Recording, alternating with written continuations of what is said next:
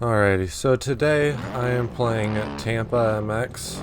I've actually been putting like the past 10 minutes or so into it, trying to get to know the track a little, so I don't, look like total freaking noob riding around right now. I'm still getting used to the track. I like the track, and the track is an extremely good track.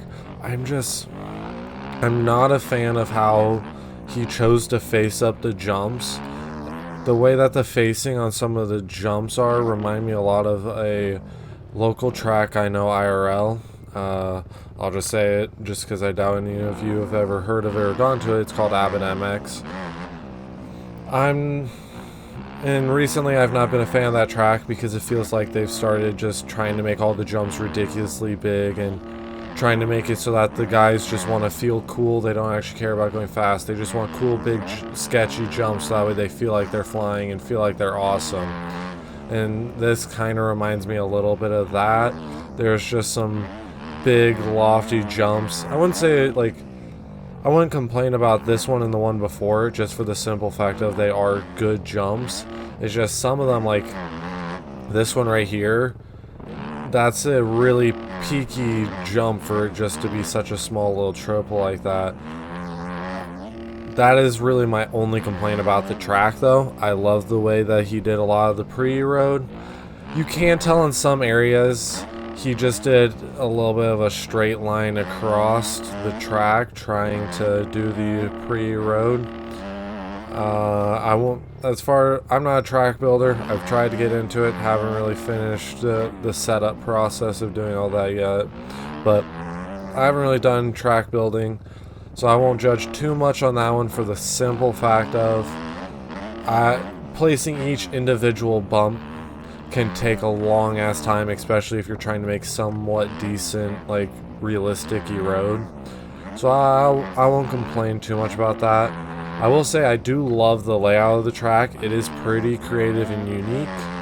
He did say it is a replica of a track IRL, so I'll give the points for it being creative and unique I'll give the credit of that more to the actual IRL track builders than I would him. But I would say he did a great job of kind of replicating what I would imagine the flow of the track feels like. It's nice, long. It feels like a long, drawn out, like if you were to mix motocross with supercross into a track, that's kind of what it feels like. And he did a very good job, and I actually enjoy the track and would actually love to do some races on it. I think that would be a lot of fun. I just hate to admit that this track probably won't end up being very mainstream. People are very selective with the tracks that are ever on the frickin' post anymore, or the server list, because people only join specific ones. I'm betting it's because a lot of people don't have the storage I have on my computer and can't have, hundreds of track on their computers, so they limit how many tracks they have. So, like, I can understand why, but it's BS because it makes for not a lot of diversity in what you get to race, especially if you want good racing, because you have to be in a well-populated server if you want some good quality racing. Otherwise it feels like oftentimes on this game you run into people where you're either just blowing them out of the water and it's no competition, or they just blow you out of the water, it's no competition, you're not even close. Being consistent on this game is a super big thing, just because not crashing during laps can save you a lot more time than going so fast balls to the wall that you're crashing all the time. And that's something I'm trying to teach myself, and trying to be more controlled in my pace and how hard I am on the gas, but it's really hard. Right now we're in a little bit of a racing lull as well, just because the pro stuff has 2-3 weeks off, I think, and the weekend just passed, and let me tell you what, I missed watching the races on the weekend. It was pretty boring just sitting at home on the weekend. Or no, I wouldn't say sitting at home. I was doing other things, but I don't know. It made it feel like there was an empty hole on my weekend. It felt like I was missing doing something all weekend. And I kept thinking about it, and If I could have gotten to go riding, it probably would have been different. I probably would have felt like, you know, that had covered that desire a little bit, but I wasn't able to go riding because it's been so hot where I live. It's been like the 100 degrees and the humidity, and so I'm just like, no, I can't put... It's just not even worth going out there trying to put my gear on. I do some street bike riding, and even that, I'm sweating so badly, I almost consider going out in shorts. But anyway, as I was saying, this is a really good track. The flow on it's super nice. I would really put it at about the intermediate level. It's hard enough where I would not say this is really a beginner track. If you're a beginner, I wouldn't really suggest even giving the track a try. I don't think it's going to be that much fun, just because some of these jumps you really do have to be able to hit the corners right for you to be able to clear them, and I think you would just be crashing too much to really get a flow on the track if you're a beginner. And I wouldn't say this is pro either, for the simple fact of I think pros would get bored of this track so fast. Even for me, this is like, or I'm not that good at this game. I'm pretty slow, but if I'm feeling a flow and I'm not crashing a ton, even I find this track after a long period of time, it can get a little boring, just because once you get into a flow, there's nothing else that really is challenging you about the track. The track is not that hard to do if you're able to do everything consistently, if that makes any sense. So I would mainly just recommend this track to the people who are trying to get better at some more technical stuff on MX bikes, just because when I was first getting used to the track and I was first warming up, I would have to say this is a pretty technical track. You have to definitely be precise in what you're doing and your movements on the bike, otherwise the track does not flow. The flow of it, you have to match it, otherwise working against the flow of the track just doesn't feel good and it doesn't feel right. I will say, I love the creativity of this corner. In practice, I'm not the biggest fan of it, for the simple fact of the whole jumping onto it. No matter how I'm jumping up onto it, I always feel like my back wheel is clipping its ledge, and I'm never set up properly for the corner. I think that's the only like takeoff on this whole track that isn't kind of lipped up, and I think it's the one takeoff that really needed the lip to it the most out of any of these, because some of these are just real big floaters for, I wouldn't say no reason, but you know, just for almost no reason, kind of. Everything is kind of just peaked up on this track.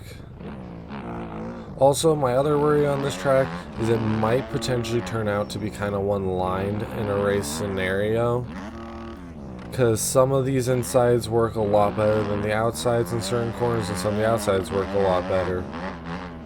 Like, especially in this corner, I know I've been taking the outside, but if you can rail the inside, you're gonna be a shit ton faster than anyone who would take the outside like how I have been. Same with this one. When you jump up, the inside's way faster, but you have to be so much more precise to even land on it. This one's not even a remote competition. You go all the way to the outside of that corner and you're not even going to be close to the person who cuts inside. If I got that inside right, I would show you once again, that's another one of those insides where you're getting it right. You're saving a frick ton more time. I can't decide if I want to cut this or not. You'd be saving a frick ton more time just by being able to cut to the inside. For an intermediate riders, I would say that the lines would be a lot closer, but if you put professionals on this track, I think this is going to end up being a very one-line track. Once again, not trying to take away from how this dude did on it. He still did a great job on this track and did probably 100 times better than I ever will on any tracks that I make. Which I do plan on trying to get into track building. I want to start a local cross series on MX bikes where it's It's going to be made for kind of either mini bikes, or I want to make it for like 85s, where it's a nationals track meant for those size of bikes, and we just do a race series on that where it's like, you know, some amateur stuff. So, and I want to make it like an actual series out of it, and I think that would be really cool, but I haven't done it yet because I need some type of basis of, I'm not going to go out and make this whole series of tracks for me not to host the race series on it. I want to, if I'm going to make the tracks, I want to actually be able to host the series on it. Of course, I know I should do some practice test tracks first just to make sure I know how to build them and I'm doing it right. And the actual building of the track isn't the issue that I've run into. The whole setting everything up and learning how to do all the setups to be able to do everything, that's what I'm struggling with. Because you don't get to just start with a flat template and then you can like start out with that and like learn how to carve everything on that. You have to like upload a detailed like flat map, or what is it called, like height map. That's it. You have to upload a height map and whatnot. And like I don't understand any of that or how to do any of that. I mean, I would always appreciate help if any of you do know how to do that and would be willing to like hop into Discord one day, you know, help me learn some of the basics, because I also I learn better from one-on-one engagement, not just sitting there watching someone do something and they go, okay, your turn.